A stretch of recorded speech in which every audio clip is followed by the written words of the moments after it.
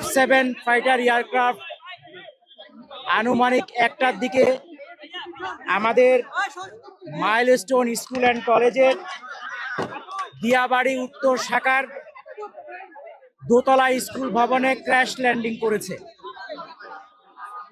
এই দুতলা ভবনটিতে প্রথম তলায় ছিল তৃতীয় শ্রেণী ও চতুর্থ শ্রেণীর বাচ্চাদের ক্লাস, দ্বিতীয় তলায় ছিল দ্বিতীয় শ্রেণী ও পঞ্চম শ্রেণীদের ক্লাস, এবং তার সাথে ছিল প্রিন্সিপালের অফিস, মিটিং রুম এবং একটা কোচিংয়ের ক্লাস চলমান ছিল। তবে ওই ক্র্যাশ ল্যান্ডিং যখন হয় তখন স্কুল ছুটি হয়ে গিয়েছিল, এবং ওই সময় যে জায়গায় টিচার্স রুমের সাথে যে ল্যান্ডিংটা হয় আঘাত করে ওই জায়গায় বাচ্চা কাচ্চারা জড়ো হয়েছিল এবং তাদের সাথে হয়তো কিছু অভিভাবকও ছিল।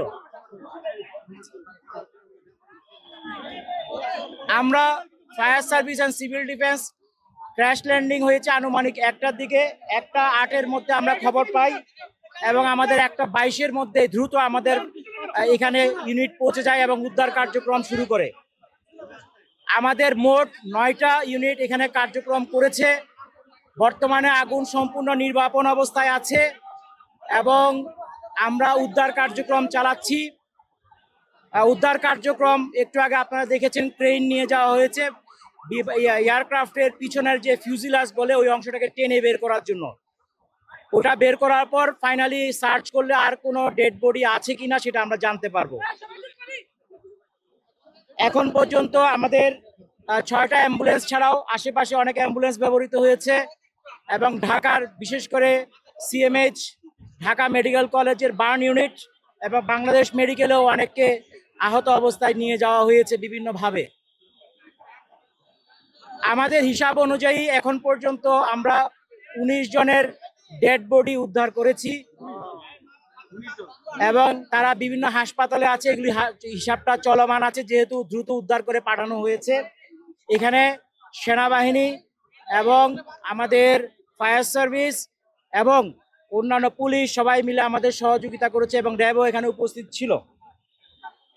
আমাদের উদ্ধার কাজ চলমান আছে এবং আশা করছি এটা খুব শীঘ্রই শেষ হয়ে যাবে, হলে আমরা টোটাল ক্ষয়ক্ষতির ফিগারটা আপনাদেরকে বলতে পারবো। আহত আমাদের ধারণা অনুযায়ী আমরা টোটাল হিসাবটা এখনো চলমান আছে, তবে আনুমানিক এটা 50-এর উপরে হবে। এইটা আহতদের কথাই বলছি। আহত উদ্ধার,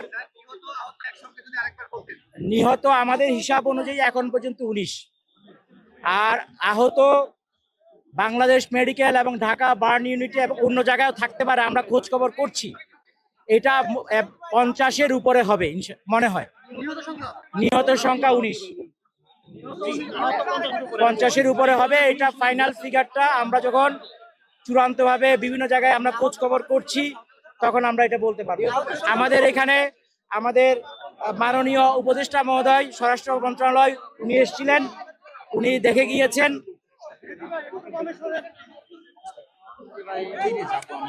এই ছিল আজকে এখন পর্যন্ত আপনাদেরকে দেওয়ার মতো সংবাদ। এটা একটি দুঃখজনক ঘটনা।